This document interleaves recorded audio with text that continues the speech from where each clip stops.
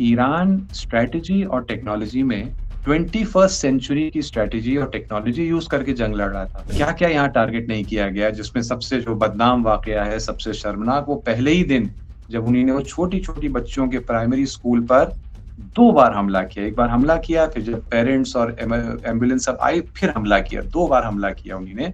America से बातचीत का पर कोई भरोसा नहीं किया जा सकता। जो इनकम ईरान की है, इस जंग में बहुत कमाया है ईरान ने। कैसे? क्योंकि तेल बेच रहा है। ईरान का तेल इस वक़्त ब्रेंट क्रूड से भी ज़्यादा महँगे रेट पर बिक रहा है इस वक़्त। नमस्कार, मैं हूं संजीव श्रीवास्तव। आप देख रहे हैं 4 PM। दोस्तों, ईरान की इजराइल और अमेरिका से जंग आज रुक गई है। पहले उम्मीद कुछ और थी। जिस तरह से डोनाल्ड ट्रंप ने धमकी दी थी कि ईरान को पाषाण युग में पहुंचा दिया जाएगा और ऐसी एक उस पे चोट की जाएगी कि वो फिर उबर नहीं पाएगा और कम से कम 100 साल उससे उबरने में लगेंगे और फिर ये सारा कुछ जो डेडलाइन थी वो आज सुबह जो भारतीय समय अनुसार 5:30 बजे समाप्त हो रही थी और उस सब के पहले ये सूचना आ गई कि अमेरिका, ईरान और इजराइल इस युद्ध को रोकने के लिए तैयार हो गए और ये इसकी पुष्टि भी कर दी गई। तीनों की ओर से पुष्टि हो चुकी है और ईरान में तो जश्न का माहौल बना है और वो जो 10 उनकी ओर से एक मांगों को आगे बढ़ाया गया था, उसे लेकर अमेरिका का जो रुख है, तो कहीं ना कहीं ये दिख रहा है कि अमेरिका को सरेंडर होना पड़ा है, क्योंकि वो बहुत जमकर इस प्रयास में था, चाह भी रहा था कि इस जो जहां आके वो खड़ा हो गया, फंस गया, उससे निकलने का रास्ता मिले। तो रास्ता मिला है, लेकिन इस जो पूरा का पूरा सीन रहा है, 40 दिन का जो युद्ध, जबरदस्त युद्ध, अब उसका 2 हफ्ते का विराम और 2 हफ्ते के विराम के बीच से जो चीजें निकल रही, उसमें साफ तौर पर उभर कर निकल कर आ रहा है कि ईरान ने जो गोल है, पहला गोल तो दाग दिया है, कर लिया है। उसने जो चाहता था कि अमेरिका को जो टेबल पर आए, तो टेबल पर भी ले आए और टेबल पर आने के साथ झुकाने जैसे एक दिख रहा है और इजराइल भी घबराया हुआ है। हालांकि उसने लबनान पर हमले जारी रखे, उसने कहा इस चीज को नहीं मानूंगा, लेकिन मालूम है कि वो किसके दम पर वो करता है। जब अमेरिका आया है तो निश्चित इजराइल को भी पूरी तरीके से सरेंडर होना पड़ेगा, लेकिन कुल मिलाकर इस जंग का रुकना और इसमें किसको क्या फायदा हुआ, क्या नहीं हुआ, वो तो बाद में निकलेगा, लेकिन क्या हालात हैं ईरान में, वहां कैसे बीती जो रात थी, कत्ल की रात जिसे माना जा रहा था, इस सब को जानने के लिए चलेंगे एक बेहद बेहद खास मेहमान। उनको मैं सबसे पहले जोड़ना चाहूंगा, जोड़ता हूं उनको। जुड़ गए हमसे सीधे ईरान से जुड़े हुए हैं। एक रिसर्च स्कॉलर हैं और एशिया, जो वेस्ट एशिया मामलों के एक्सपर्ट हैं। नाम है आपका सैयद आकिफ जैदी साहब है। बहुत बहुत स्वागत है, आपने हमारे लिए वक्त निकाला जैदी साहब। और मैं आप बहुत देर किए बिना शुरुआत यहीं से करना चाहूंगा कि जैदी साहब, कैसी कटी रात और जो आज अल सुबह हुई, उसमें ये निकल कर आया कि अंततः सीज फायर की सूचना आ गई। अभी तो कुछ 2 सप्ताह का सीज फायर है, लेकिन ओवरऑल क्या रहा रात और फिर ये इस सूचना के बाद से क्या माहौल है वहां? क्योंकि आप ईरान से, जो हमें बताया गया है आपके द्वारा, कि वहां से कुछ 120 किलोमीटर है, आप तेहरान से 120 किलोमीटर, कुंभ जो है उस जगह पर है। तो किस तरह का माहौल है इस पूरे, इसके बाद क्या सरकार की ओर से निकल कर आया? दोनों तीनों चीजों पर आपकी टिप्पणी पहली, जैदी साहब। जी, बिस्मिल्लाहिर्रहमानिर्रहीम। बहुत-बहुत शुक्रिया मुझे दावत देने का। और रात के बारे में आप पूछ रहे हैं, तो भई यहाँ की रात तो बहुत ही ज़्यादा यादगार रात रही। मैं बाहर था तकरीबन रात के 1 बजे तक, तो मैं बाहर था, फिर ख़ैर मैं घर आ गया और सो गया। तो उस वक़्त जो मैंने देखा, वो वही देखा जिसका मुझे अनुमान था कि होगा, कि क्योंकि कल रात को लेकर अमेरिका के राष्ट्रपति ने ज़्यादा बड़ी धमकी और ज़्यादा बड़ी-बड़ी बातें करने की कोशिश की है। तो मुझे अंदाज़ा था कि ईरानी जनता पहले से कहीं ज़्यादा संख्या में निकलेगी सड़कों पर, ये दिखाने के लिए कि हम डरते नहीं हैं, आ जाओ, हम मुकाबला करेंगे तुम्हारा। वैसे भी जंग के पहले दिन से, बल्कि दूसरे दिन से जो है वो, आप तो जानते ही हैं, आपके दर्शक भी जानते हैं कि हर रात यहाँ प्रदर्शन होते हैं, हर शहर में, हर गाँव में होते हैं। मैं जिस शहर में रहता हूँ, तकरीबन 10 लाख की आबादी का शहर है। मेरा अनुमान ये है कि हर रात जो है, शायद 2 लाख आबादी जो है वो बाहर निकलती होगी। और जो बड़े-बड़े शहर हैं, तो उसमें और भी ज़्यादा बड़े-बड़े प्रदर्शन होते हैं। तो ये तो चल ही रहा था, लेकिन कल एक अजीब कैफियत थी। कल जो है मेरा अंदाजा है कि 2 से 3 गुना ज्यादा बढ़ गई थी। हर तरफ ट्रैफिक जैम, हर तरफ। मैं रात को 1 बजे की बात कर रहा हूँ, रात को 1 बजे ट्रैफिक हर तरफ जैम था। और क्योंकि लोग इस प्रदर्शन में यानी इतना ज़्यादा ट्रैफ़िक होता है कि लोगों को समझ में आ गया कि अब हम गाड़ी में बैठे-बैठे भी प्रदर्शन कर सकते हैं। तो वो ट्रैफ़िक भी एक प्रदर्शन, गाड़ी में बैठे हुए उसी में अपना चल रहा है, नारे लग रहे हैं, उसमें जो है वो तराने चल रहे हैं, सब कुछ चल रहा है और झंडे लहराते हुए ट्रैफ़िक है इस तरह से। और जो जहाँ उनको पहुँचना है वहाँ उतरते पैदल फिर वो प्रदर्शन वो अलग। तो कल रात बहुत ज़बरदस्त था, मुझे अंदाज़ा हो गया पहले भी अंदाज़ा था कि होगा, वही हुआ। फिर मैं आके सो गया और मुझे इसका भी अंदाज़ा था कि जब मैं उठूँगा सुबह तो कुछ नई बात होगी और कोई बहुत बेहतरी होगी, क्योंकि इस किस्म के ईमान और इरादे और स्ट्रेटेजिक समझ और शऊर का जो प्रदर्शन कर रही थी जनता, मुझे यकीन था कि सुबह तक इसका नतीजा भी मिलेगा और वही हुआ कि सुबह जब मैं उठा, तो मैंने जब देखा तो पता चला कि ट्रम्प साहब पूरी तरह से पलटी खा चुके हैं। और कहाँ वो बात कर रहे थे कि 15 पॉइंट का अमेरिका का एक प्रपोज़ल आपके नज़रों से भी गुज़रा होगा कि जिसके अंदर ये मुतालिबा था कि ईरान पूरी तरह से अपना यूरेनियम एनरिचमेंट, न्यूक्लियर टेक्नोलॉजी सब जो है वो एक डब्बे में बंद करके अमेरिका को दे दे, मिसाइल्स अपनी सब दे दे, उसके जो एलाइज़ और साथी हैं जैसे हिज़्बुल्लाह है वग़ैरह, इन सब का साथ छोड़ दे वग़ैरह-वग़ैरह, आपने देखा होगा। वो बातें कहाँ? और ट्रम्प साहब ने जो अब मान लिया कि आएँ इस पर हम बात करेंगे, वो 10 पॉइंट का प्रपोज़ल है जो ईरान ने लिख कर दिया। तो वो 10 पॉइंट के प्रपोज़ल को उन्हीं ने इस हद तक तो कम से कम मान लिया कि यही होगा बातचीत का बेस। जो भी बातचीत होगी वो ईरान की ही डिमांड्स के बारे में होगी। तो मुझे अंदाज़ा था कि कोई बहुत बड़ी खबर सुबह आएगी और वो आ गई। और दुनिया जो है वो सत्ते की हालत में हैरान है।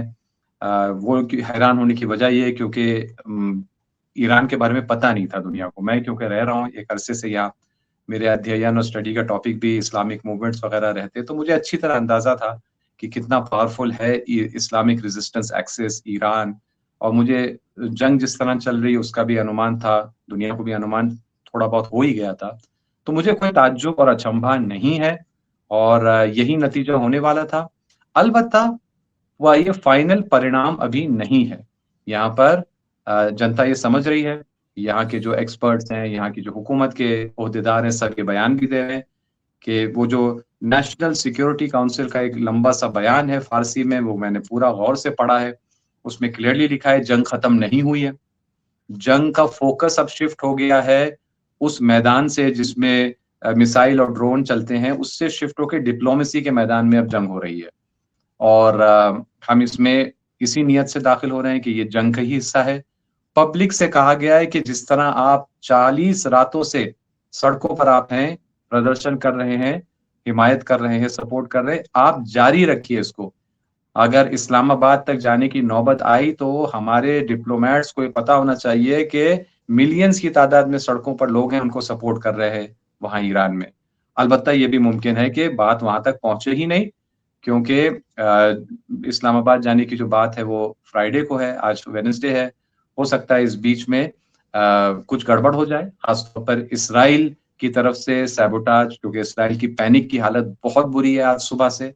और हो सकता है कि उसकी तरफ से सैबोटाज करने की कोशिश की जाए कि जिसके नतीजे में मुमकिन है कि इसमें लेबनान पे हमले जारी हैं, उन्होंने उसको नहीं माना। उस पोर्शन को 10 जो पॉइंट्स हैं उसमें एक ये भी था कि सबको सारा कुछ बंद हो, वो नहीं माना जी उन्होंने। बिल्कुल, बिल्कुल, बिल्कुल। वो उनकी पैनिक की निशानी है कि वो जबकि वो है बुनियादी तौर पर इसराइल जो है वो अमेरिका के प्रॉक्सी है, अमेरिका पर पूरी तरह डिपेंडेंट है, कोई राज की बात नहीं है, पूरा उनका मिलिट्री बजट, सप्लाईज वगैरह सब अमेरिका से आती है। लेकिन वो पैनिक की हालत है। अमेरिका के लिए तो देखिए ऑप्शन है कि वो हार गया, पिट गया तो चलो यहाँ से चुपके से निकल जाओ, जो बची-खुची थोड़ी इज्जत है, लेकिन निकल जाओ। अमेरिका हज़ारों किलोमीटर यहाँ से दूर है। लेकिन इसराइल को पता है कि जब अमेरिका ऐसा करेगा, और अमेरिका ऐसा करेगा, कर सकता है क्योंकि उसका ब्लूप्रिंट भी मौजूद है। 6 मई 2025, 6 मई 2025 अभी भी अगर जाके सर्च करें तो सामने दुनिया भर की हेडलाइंस ये थी कि अमेरिका और अंसारुल्लाह यानी यमन, यमन की जो क्रांतिकारी हुकूमत है, या अमेरिका और अंसारुल्लाह के दरमियान एक अग्रीमेंट हो गया है। और वो अग्रीमेंट क्या है? अमेरिका ने कहा है हम अपनी नेवी लेकर यमन के तट से और किनारे से हम भाग रहे हैं, हम दूर जा रहे हैं, हम हार गए। आप बदले में सिर्फ इतना वादा कर लीजिए कि आप अमेरिकी जो कमर्शियल शिप्स हैं उनको टारगेट करना छोड़ देंगे। इसराइल का उसमें कोई जिक्र ही नहीं था, यानी जब मार पड़ी, सिर्फ यमन से ही मार खाई थी उस वक्त तक उन्हीं ने। जब मार पड़ी तो यही अब्राहम लिंकन वगैरह, यही सब बड़े बड़े एयरक्राफ्ट कैरियर थे, सब भागे और ये अग्रीमेंट करके भागे कि इसराइल को आप खुद ही देख लीजिए, हमें बस जाने दीजिए। तो ये ब्लूप्रिंट मौजूद था। वो जो छोटे पैमाने पर मई 2025 में सिर्फ अमेरिका और यमन के दरमियान हुआ, अब इस वक्त अमेरिका और पूरे रेजिस्टेंस एक्सिस के दरमियान होने जा रहा है कि वो पूरी तरह छोड़ के जा रहे हैं और इसराइल को महसूस हो रहा है कि हम यहाँ पर अब यतीम होने जा रहे हैं। तो पैनिक की कैफियत बढ़ रही है और मुमकिन है कि उसकी वजह से या दूसरे लोगों के कुछ प्रॉब्लम्स की वजह से ये एक्चुअली डिटेल में नेगोशिएशन न हो पाए फिलहाल, और शायद अभी नहीं, शायद और फिर पिटने के बाद, मार खाने के बाद, शायद 2 हफ्ते बाद, 2 महीने बाद हो सके। लेकिन अभी फिलहाल ईरानियन एस्टेब्लिशमेंट वाज़ेह तौर पर कह रही है जंग जारी है, इसीलिए पब्लिक को भी सड़कों पर रहना बाकी है, क्योंकि पब्लिक का जो सपोर्ट है, पब्लिक का जो डेमोन्स्ट्रेशन और प्रदर्शन है, ये सबसे अहम मैदान है इस जंग का। और कल रात भी ये पब्लिक है जिसने अपने इस इरादे का और जज्बे का मुजाहरा जो किया, उसी ने तो ये अमेरिका को और ट्रंप साहब को कैपिटुलेट करवाया, अचानक घुटने टेक दिए उन्हीं ने इसी बिल्कुल बिल्कुल प्रदर्शन के सामने। मैं ऐसा पा रहा हूं या मान रहा हूं कि बारूद इस पूरे इसमें हार गया है और जो जज्बा है वो जीता है, क्लियरिटी के साथ में निकल कर आया है। क्या सूचनाएं क्या सरकार की ओर से दी गई? एक चीज, जो 40 दिनों में कितना लॉस हुआ है, क्योंकि बहुत बार बार आ रहा है कि ईरान ध्वस्त हो गया, वो तो कहते हैं पाषाण युग में पहुंचा देंगे। आप लंबे वक्त से वहां हैं, मूलतः भारतीय हैं, लेकिन आपका बहुत लंबा वक्त वहीं बना हुआ है भीतर, ये पूरे 40 दिन भी आपके वहां बीते हुए हैं। तो क्या इसको लेकर क्या चीजें वहां निकल कर आई हैं जो आपके पॉइंट्स थे? तो क्या सरकार की ओर से ऑफिशियली क्या जनता को बताया गया, और क्या आपको प्रिपरेशन, आपने कुछ चीजें बताई आगे और कैसे रहना है, और कितना भरोसा आप अभी वहां जनता कर पा रही है कि ये लोग, पहले भी इन्होंने बात टेबल पर आते हैं, कह लीजिए कि गोला बारूद से टेबल, और टेबल के बाद फिर वो कहीं धोखेबाजी हो जाती है। तो इसको लेकर क्या वहां माहौल है, तीनों चीजें? जी के पहले मैं दूसरे हिस्से को बयान करता हूं कि चाहे वो जनता हो, चाहे वो यहाँ की फौज हो, चाहे वो यहाँ के हुक्मरान हो, ये जब से वो जून के महीने में 12 रोजा जंग में जो धोखा हुआ, उसके बाद से सबको ये समझ में आ गया है कि अमेरिका से बातचीत का पर कोई भरोसा नहीं किया जा सकता। और इसीलिए अभी भी जो ये आप जानते हैं, जब जून में हमला हुआ, जून 2025 में, तो ईरानी सोसाइटी हो या ईरान के बहुत सारे हुक्मरान, उन्हें अचंभा हुआ था। उन्होंने कहा, अरे ऐसा भी हो सकता है, कोई इतना चरित्रहीन हो कि बातचीत के दरमियान एकदम से हमला कर दे। ताज्जुब हुआ था, क्योंकि खुद खुद उनका जो यानी हम लोग भी इंसान, ऐसे ना, नॉर्मल इंसान कोई शरीफ आदमी होता है, वो सोचता है सामने वाला भी थोड़ा बहुत तो शरीफ आदमी होगा ही, उसको यकीन नहीं होता कि सामने वाला जो है वो इतना गिरा हुआ है। तो ये झटका मिला था, लेकिन उसके बाद से ये एकदम ट्यूनिंग हो गई थी, और इसीलिए जो अभी जनवरी और जो फरवरी के महीने में जो अभी नेगोशिएशन हुए, कि फिर दोबारा नेगोशिएशन के बीच में हमला हुआ 28 फरवरी को, उसमें कोई अचंभा नहीं था। उसमें उस नेगोशिएशन के दौरान खुद जो मेन नेगोशिएटर थे, फॉरेन मिनिस्टर अब्बास अराक्ची, वो ईरानी मीडिया में कितनी बार आके बोलते थे, कहते थे देखो हम अपना नेगोशिएशन का काम कर रहे हैं, लेकिन बाकी जितने मिनिस्ट्रीज हैं, फौज है, सबसे वो कहते थे तुम लोग अज्यूम करो कि नेगोशिएशन हो ही नहीं रहा है, क्योंकि इन लोगों का कोई भरोसा नहीं है। हम अपना काम कर रहे हैं, लेकिन तुम अज्यूम करो कि नहीं हो रहा है, कुछ भी हो सकता है, कभी भी तुम तैयार हो। ये हमेशा पूरे फरवरी के महीने में उनका बयान था। तो इसलिए अब जो है यहाँ के एस्टेब्लिशमेंट ये समझ गया है कि हाँ, नेगोशिएशन ये अगर किया भी जाता है इनसे तो भरोसा नहीं। तो इसी एटीट्यूड के साथ हो रहा है, इसीलिए तो बयान आ रहा है कि जंग खत्म नहीं हुई है। इसीलिए तो कहा जा रहा है कि अगर हम पहुंचे भी इस्लामाबाद, अगर हम गए भी इसमें शिरकत करने, तो आप लोग रोड पर रहिएगा, जंग अभी जारी है। और अभी भी सुबह के बाद से यहाँ की मीडिया में खबरें आ रही हैं कि अभी भी हमले हो रहे हैं, ईरान पर भी कुछ जगह हमले हुए हैं, और ईरान ने जवाबी तौर पर भी हमले किए, इस टाइप की आ रही है। मुझे ज्यादा टाइम नहीं मिला डिटेल में देखने के लिए, लेकिन कुछ चल रहा है अभी। ये तो पहली बात हुई। ये जो आपका दूसरा हिस्सा था आपका कि ये धोखा तो नहीं है, जो आपने बर्बादी के बारे में कहा, पूछा सवाल, उसके बारे में मैं बिल्कुल स्पष्ट कर दूं। देखिए, यहाँ पे जाहिर सी बात है, जंग है, जंग में डैमेज होता है, जंग में जान जाती है, जंग में चीजें टूटती हैं, ये सब होता है। और वो भी जब सामने जो जो फोर्स है, जो है अमेरिका है, इसराइल है, ये दुनिया के सबसे अव्वल दर्जे के ये क्रिमिनल्स हैं, ये अव्वल दर्जे के जेनोसाइडर्स हैं, कि अभी तक जो फिलिस्तीनियों का, गज़ा का जो खून है, वहाँ के बच्चों का खून, वो अभी तक इनकी आस्तीन पर सूखा तक नहीं है। ये ऐसे लोग हैं। तो इन्हीं ने तो जानबूझकर जो है सिविलियंस को और सिविलियंस के स्कूलों को, अस्पतालों को, एम्बुलेंसेस को और क्या-क्या यहाँ टारगेट नहीं किया गया, जिसमें सबसे जो बदनाम वाकया है, सबसे शर्मनाक, वो पहले ही दिन जब उन्हीं ने वो छोटी-छोटी बच्चों के प्राइमरी स्कूल पर 2 बार हमला किया। एक बार हमला किया, फिर जब पेरेंट्स और एम्बुलेंस सब आई, फिर हमला किया। 2 बार हमला किया उन्हीं ने उस स्कूल पे। तो उसकी वजह से और भी डैमेज हुआ है। लेकिन ये तो एक पहलू है, ये तो पता है सबको। दूसरा पहलू, ईरान बहुत बड़ा देश है। यहाँ पर गवर्नमेंट थोड़े-थोड़े दिन से डेटा देती है, स्टैटिस्टिक्स देती है, कहती है इतने स्कूल पर डैमेज हुए, इतने घर डैमेज हुए, तो 3-4, 5-6 दिन से वो अपडेट होता रहता है। पब्लिक में ऑफिशियली ये सब स्टेटमेंट आता रहता है। मैंने लास्ट जो चंद दिन पहले देखा था तो ऑलरेडी 1,15,000 सिविलियन एसेट्स, यानी चाहे वो घर, ज्यादातर तो घर ही थे उसमें, फिर कुछ दुकानें और हॉस्पिटल और क्लिनिक वगैरह, स्कूल्स वगैरह, इन सबको मिलाकर 1,15,000 का फिगर था। शायद अब हम बात करें, शायद वो बढ़ के 1,30,000 भी हो चुका हो, वो मुमकिन है। वो ओपनली सब डिक्लेयर होता है यहाँ पे डिटेल में, और डेली अपडेट भेजी जाती है इंटरनेशनल रेड क्रॉस को, यूनाइटेड नेशंस को, यूनिसेफ को, क्योंकि बहुत ही सीरियस है ईरान इस बार कि हर चीज का वो जवाब लेगा, यानी हर चीज का मुआवजा और कॉम्पनसेशन लेगा, और हर वॉर क्राइम के लिए मुजरिम को ढूंढ निकालेगा, सजा देगा। तो वो उसके लिए जो पेपर वर्क है वो डेली बेसिस पर चल रहा है ईरान में, बहुत बड़े पैमाने पे। तो और पब्लिक में भी अनाउंस हो रहा है। तो ये सब हुआ तो, लेकिन देश बहुत बड़ा है ये। यहाँ पर जैसे मैं जिस शहर में रह रहा हूँ, और अक्सर शहर ऐसे ही है, क्योंकि मैं दूसरे लोगों से भी बात करता रहता हूँ। यहाँ पर जिस शहर में मैं रह रहा हूँ, 40 दिन हो गए जंग के, 10 बार भी इस शहर के अंदर डायरेक्ट कोई हिट नहीं हुआ है। 10 बार भी नहीं हुआ है, 7 बार या 8 बार हुआ है कि किसी लोकेशन, बिल्डिंग, किसी चीज पर हमला किया गया। तो जाहिर सी बात है, 10 लाख की आबादी का ये शहर है, उसमें जो है 7-8 बार हमला हुआ है, तो लाइफ जो है वो तकरीबन नॉर्मल चल रही है। और इसी तरह कई ऐसे शहर हैं जहाँ तो एक बार भी हमला नहीं हुआ है। कुछ ऐसे हैं कि पूरी जंग में भी 1 या 2 धमाके हुए। बहुत बड़ा देश है ये, कॉन्सेंट्रेट किया गया हम लोग। पुल को उड़ा दिया, वो पुल को उड़ा दिया जाना, जो सबसे बड़ा पुल कहला रहा है, वो उसको उड़ाना, हाँ हाँ तेहरान में बहुत बर्बादी। लेकिन जिंदगी कैसी चलती रही? थोड़ा सा एक छोटा सा एक नोट इस पे आप। जी, मैं आपको बता दूं, जाहिर सी बात है, जंग चल रही थी, तो सबके माइंड पर जंग का एक टॉपिक था, सब लोग न्यूज देख रहे हैं तो वगैरह सब कुछ। और स्कूल्स ऑनलाइन हो गए थे, और अभी भी ऑनलाइन है स्कूल्स, तो उससे लाइफ में तो डिफरेंस आया है, उसमें कोई शक नहीं।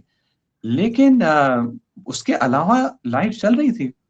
पूरी जंग में कोई ऐसी जगह नहीं, कोई गांव भी नहीं कि जहां पर आप बोले बिजली कट गई और अब बिजली नहीं।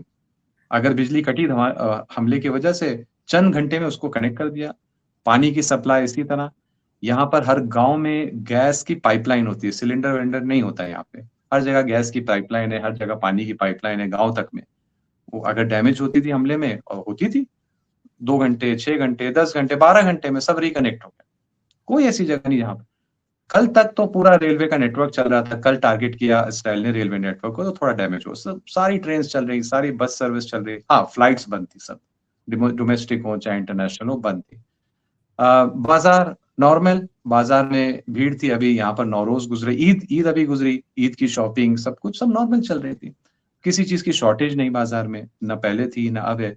बल्कि अजीब बात यह है कि कुछ चीजें तो और सस्ती हो गई जंग में, और गवर्नमेंट ने बहुत अच्छी तरह मैनेज किया सप्लाईज को, और लोगों ने भी बहुत अच्छा सपोर्ट दुनिया में किया। महंगाई दुनिया में महंगाई बढ़ रही थी और वह सस्ता हो रहा था, ऐसा वहां ये सस्ता बड़ा। हो रहा है, उसकी उसकी एक दो वजह है। एक तो ये कि ये अहम पॉइंट है, इस जंग में सब लोग कह रहे हैं ईरान इसके बाद, इस जंग के बाद सुपर पावर बनेगा वगैरह, वो सब बात सही भी है, लेकिन वो बनेगा, बन रहा है। मैं बस वो बता दूं जो हासिल हो चुका है, जो फायदे हासिल हो चुके हैं। प्लीज। सिर्फ जो जो इनकम ईरान की है इस जंग में, बहुत कमाया है ईरान ने। कैसे? क्योंकि तेल बेच रहा है। पहले वो उसको बेचने पर पाबंदी थी, अब बाकी सब पर पाबंदी है, ईरान आजादी से बेच रहा है। यहाँ तक कि अमेरिका ने भी सैंक्शंस हटा दिए। इतना मजबूर हुआ अमेरिका कि अमेरिका ने वो सैंक्शंस जो इतने अग्रीमेंट, न्यूक्लियर अग्रीमेंट, नेगोशिएशन, क्या क्या कभी नहीं हटाए, जंग के चंद दिन में हटा दिए, खुद ही हटा दिए। क्योंकि उसने देखा कि भाई अगर नहीं हटाएंगे तो तेल के दाम और बढ़ जाएंगे, तो उसने हटा दिया।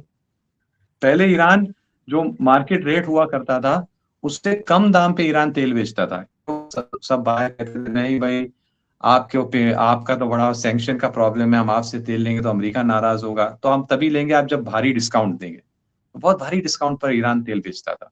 अब जो मार्केट रेट है उससे ज्यादा कीमत पे, एक तो मार्केट रेट बहुत बढ़ गया है तेल का, दूसरा उससे ज्यादा दाम पे ईरानी तेल बिक रहा है। क्यों? क्योंकि बायर को यकीन है कि अगर ईरान से मैं तेल लूंगा तो वो डिलीवर होगा। बाकी सबका अभी कोई भरोसा नहीं कि वो अपनी शिप निकाल पाएंगे स्ट्रेट ऑफ हॉर्मुज से या नहीं। तो इसीलिए ईरान का तेल इस वक्त ब्रेंट क्रूड से भी ज्यादा महंगे रेट पर बिक रहा है इस वक्त। और जो पुराने भी जो लोग अपने पेमेंट रोके हुए थे, ईरान से तेल खरीदा था, नहीं दे रहे थे, वो भाग भाग के दे रहे हैं, कह रहे हैं आगे के लिए हम आपको एडवांस में पेमेंट देते हैं।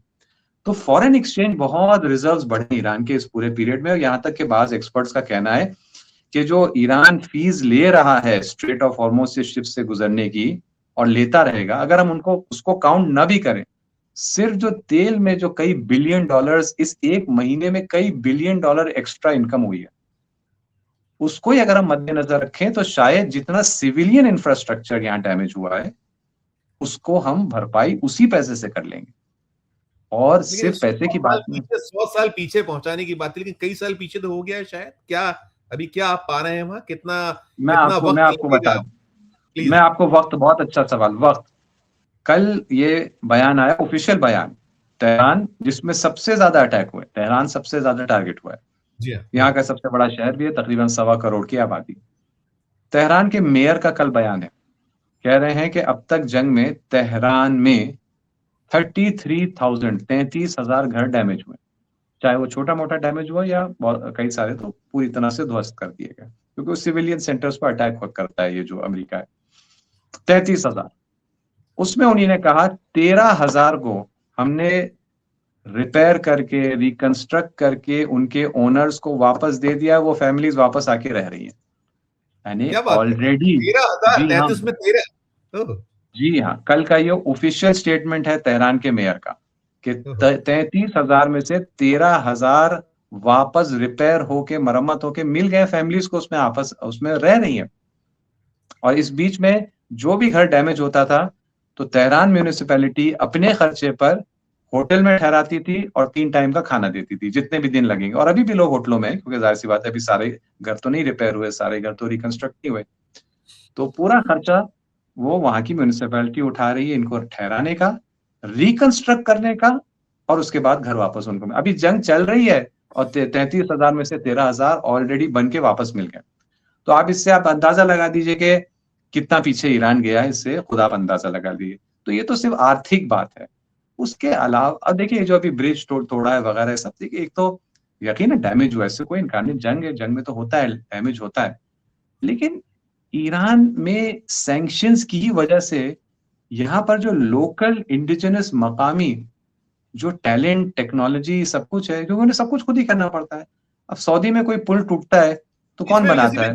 ये सवाल मेरा था कि माना ये जाता है कि आप जो है एक कट्टरपंथी मुल्क है और बड़ा पिछड़ा हुआ मुल्क है, जबकि जो आपके पास में टेक्नोलॉजी वाइज और तमाम में तो शायद आप बहुत ठीक ठाक मामला है। क्या है इसको लेकर? क्या एक छोटा सा उस पर आप करिएगा, आप जो कर रहे थे इसी मैंने और जोड़ दिया।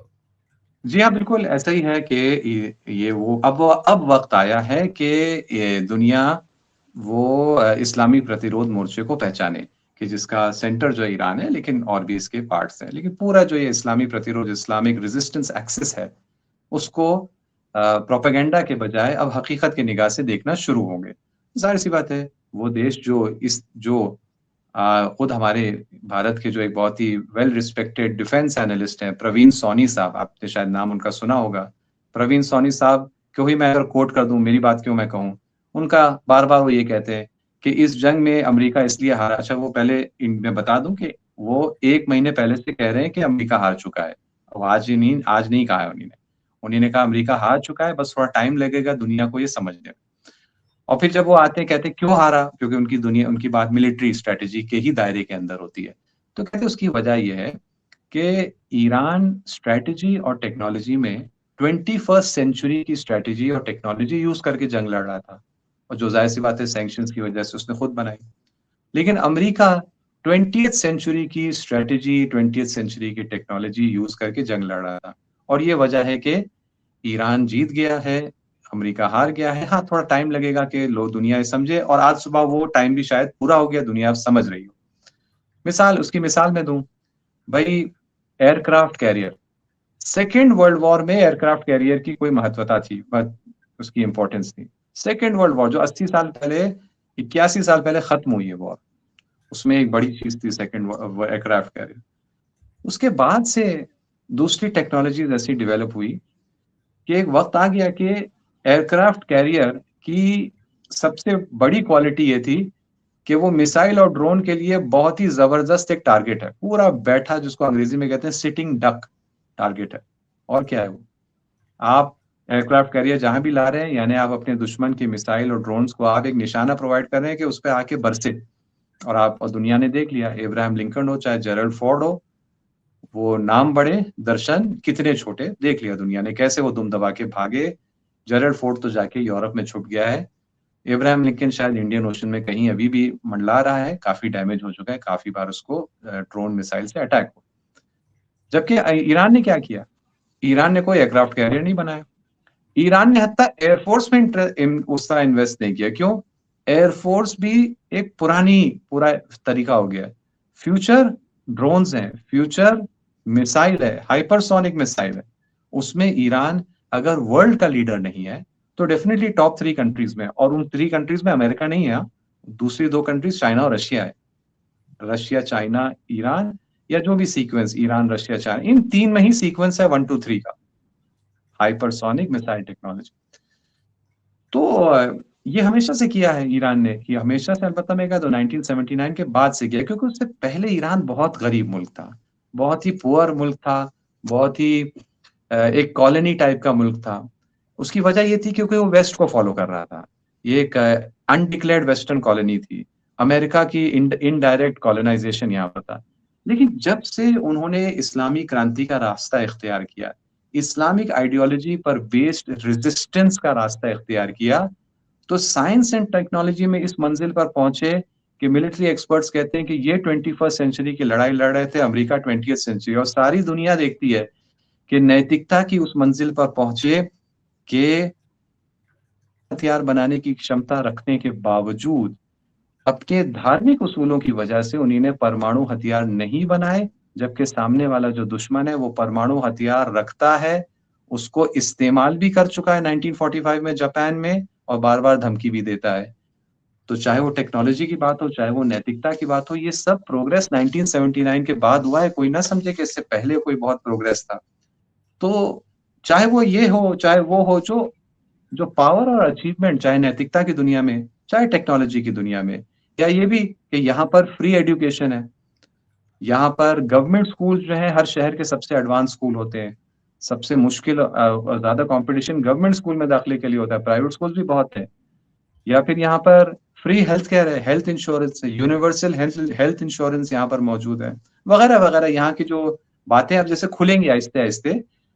देखिए श्रीवास्तव जी, वो बहुत नजदीक है, भारत और हिंदुस्तान न सिर्फ जो है वो ये सभ्यता के तौर पे, ये संस्कृति के एतबार से वो नजदीक हैं, बल्कि ज्योग्राफिकली भी बहुत नजदीक हैं।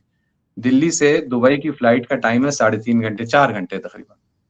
दिल्ली से लेकिन तेहरान की फ्लाइट का टाइम जो है वो 3.5 घंटे, यानी जितना टाइम दुबई पहुंचने में लगता है उससे कम टाइम में आदमी तेहरान पहुंच सकता है। लेकिन दुबई सब जाते हैं, दुबई के बारे में सब बातें करेंगे, तेहरान आज तक कोई जाता नहीं, किसी को कुछ पता ही नहीं, इतने नजदीक है। या जो जहां दोनों देश के बॉर्डर नजदीक आते हैं, बॉर्डर मिलते तो नहीं है इंडिया और ईरान के, लेकिन जहां दोनों के नजदीक आते हैं, नजदीक पॉइंट, उसका फासला वो इतना है कि दिल्ली से लेकर वाराणसी का फासला ज्यादा है उसके मुकाबले में, इतने नजदीक हैं ज्योग्राफिकली ये दोनों देश। लेकिन आंखों पर पर्दा पड़ा है, हमको तो हमेशा से बता दिया गया कि भाई एक मुस्लिम कंट्री है, उसमें भी मुल्ला जो है, मौलाना लोग उसको हुकूमत कर रहे हैं, तो जाहिर सी बात है बैकवर्ड होगा, जाहिल होगा, इर्रेशनल होगा, भूखे लोग होंगे, सैंक्शंस भी हैं वगैरह, तो होगा और होना भी चाहिए, क्योंकि मुस्लिम कंट्री जिसमें मौलाना लोग रूल कर रहे हैं उसको तो ऐसे ही होना चाहिए। ये जो पर्दे हमारे आंखों पर पड़ गए हैं, इसने ये रुकावट बनी कि हकीकत हमारे सामने थी, लेकिन आंखों पर पर्दा पड़ने की वजह से हम देख नहीं पाए। लेकिन अब वक्त आ गया है कि वो पर्दा हमारी आंखों से उठना शुरू हुआ है। अभी तो बहुत कुछ इस्लामी प्रतिरोध मोर्चे के बारे में दुनिया सीखेगी, समझेगी और पसंद करेगी, तारीफ करेगी और सोचेगी कि भाई हम भी ऐसे हो जाएं तो कितना अच्छा होगा। अगर हमारा देश भी ऐसा हो जाए कि हमें ये वो आदेश ना आए, आप रशिया का तेल खरीदो, आप रशिया का तेल मत खरीदो, ये आदेश हम पर से उठ जाए, कितना अच्छा हो जाएगा ना। तो ये दुनिया इसको वेलकम करेगी जैसे जैसे प्रतिरोध मोर्चे को पहचानेगी। राइट सर, मैं अंतिम एक बहुत छोटा सा आप टिप्पणी कीजिएगा। ये देखिए, आप सीज फायर हो गया, आपने बहुत सारा सब कुछ ओपन अप कर दिया, सारा बता दिया कि वहां जनता का सोच क्या है, सरकार ने या हुक्मरानों ने क्या कहा है कि अभी जंग हमारी जारी है। आप बिल्कुल आखिरी में छोटा सा एक लाइन होगी कि क्या ओवर कॉन्फिडेंस को दिखता है, ये जो हुआ है निकल कर आए कि आप ले आए हैं अमेरिका को अपनी टेबल पर, ये क्लियर है कि आपकी 10 मांगे, और कहा भी यूएस प्रेसिडेंट ने कहा है कि नहीं, वो जो आपकी तरफ से जो प्रस्ताव है उसमें दम है, कहीं उसका जो सार है या उसका जो ध्वनि है, लेकिन फिर भी अभी बहुत कुछ होना बाकी है। तो क्या एक अंतिम जो मैं टिप्पणी चाहूंगा आपकी, वहां जनता का किस तरह का एटीट्यूड है, वो क्या अपना सोचकर चलिए, हुक्मरानों के अलावा, हुक्मरान तो है जो है वो, उन्होंने कहा कि जब कहा था वो जो आपके राष्ट्रपति जी ने कि मैं शहीद होने के लिए तैयार हूं, तो देखा 1.5 करोड़ों की पूरी मानव श्रृंखला खड़ी हो गई, बन गई, और कहीं वो जज्बा देखा। तो मैंने जो कहा था बारूद हार गया जज्बे से, तो यहाँ क्या इस स्टेज पे क्या स्थिति, अंतिम टिप्पणी छोटी सी। जी, पहले तो मैं आपकी टिप्पणी पर एक टिप्पणी कर दूं कि जी ये जो अगर कॉन्ट्रडिक्शन का एक तरफ बारूद एक तरफ जज्बा, मेरे ख्याल में ये सही नहीं है। ईरान की साइड पर, प्रतिरोध मोर्चे की साइड पर जज्बा भी है, बारूद भी है और हमेशा से था। ये क्लैरिटी जरूरी है। दूसरी बात, जनता आपकी अभी क्या सोच रही है? जनता में एक खुशी है कि इस हद तक वो आगे बढ़े हैं। एक उनमें संतुष्टि है कि उन्हीं ने अपने ही नहीं बल्कि इंसानियत के इतने बड़े दुश्मन को, एप्स्टीन गैंग को जो है धूल चटा दी है, ये खुशी है। लेकिन वो ये भी समझ रहे हैं कि अभी ये जंग जारी है, अभी वो पूरी जीत हासिल नहीं हुई और आज रात से 3 दिन तक शहीद, रहबर शहीद सैयद आयतुल्लाह अली खामेनेई के जिनकी शहादत को 40 दिन पूरे हुए हैं, तो उनका 40वां मनाया जाएगा। आज रात से शुरू होगा ये प्रोग्राम और फिर उसके बाद जुमे तक, ये फ्राइडे तक ये चलेगा प्रोग्राम। तो अब ये सोग मनाने का सिलसिला अब शुरू हो रहा है क्योंकि इस हद तक अब जीत हो गई है, फाइनल जीत नहीं हुई है, लेकिन इतनी हो गई है कि अब इसका मौका आ गया है कि सोग मनाया जाए और इत्तेफाक से 40 दिन भी इसी वक्त पूरे हो रहे हैं। ये सोग मनाया जाएगा 2-3 दिन तक और ये मुतालिबा, ये डिमांड जारी रहेगी कि आगे बढ़ो जब तक के तमाम स्ट्रेटेजिक गोल्स हासिल नहीं हो जाते, अमेरिका एक्चुअली निकल नहीं जाता यहाँ से और फिर होगा एक तरफ इस्राइल और दूसरी तरफ इस खित्ते की जनता। वो फिर अगला मुकाबला है कि जिसका बेसब्री से यहाँ की जनता को इंतजार है, चाहते हैं कि ये फेज खत्म हो ताकि उसकी नौबत आए और फिलिस्तीन की मुकम्मल आजादी का वक्त नजदीक आए। राइट सर, बहुत शुक्रिया अदा करूंगा। आप, मुझे तो खास था कि हम अपने दर्शकों को, यहाँ भारतीय दर्शकों को बताएं कि वहां या हमारे जो इतने 4 PM के दर्शक हैं कि ईरान एक्चुअली अभी है क्या, हालात क्या है, और आपने उस पर प्रकाश डाला, दिया, जानकारी दी। बहुत शुक्रिया अदा करूंगा, बहुत धन्यवाद, और फिर कभी जरूरत हो तो जरूर आपको बहुत शुक्रिया हमारे वक्त देने की, आभार आपका, शुक्रिया, बहुत बहुत धन्यवाद, शुक्रिया। तो दोस्तों, आप ये सुन रहे थे, ये ईरान से हमारे साथ थे सैयद आकिफ जैदी साहब, जो रिसर्चर भी हैं और इस्लामिक सोशल मूवमेंट के आप उसके लिए काम करते हैं और वेस्ट एशिया के एक्सपर्ट हैं। उन्होंने पूरा, और जो अभी है, जैसा मैंने बताया था शुरुआत में कि ये जो तेहरान के करीब खुम्ब जगह है, 120 किलोमीटर वहां है, और उन्होंने पूरा हाल दिखाया कि वहां ऐसा नहीं है जैसा प्रस्तुत हुआ है।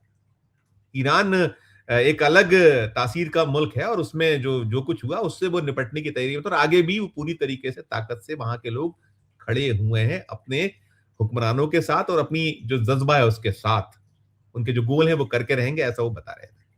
इस चर्चा में इतना ही। ये चर्चा सुनने के बाद आपकी अपनी जो राय हो, आपकी अपनी जो टिप्पणी हो, जरूर इस वीडियो के कमेंट बॉक्स में जाकर कीजिएगा, और अच्छी लगे चर्चा तो चैनल को लाइक कीजिए, सब्सक्राइब कीजिए, ज्वाइन का बटन दबाइएगा तो हमारी हौसला अफजाई होगी। प्यार और इस्तेमाल देखते रहिए 4 PM। धन्यवाद, नमस्कार।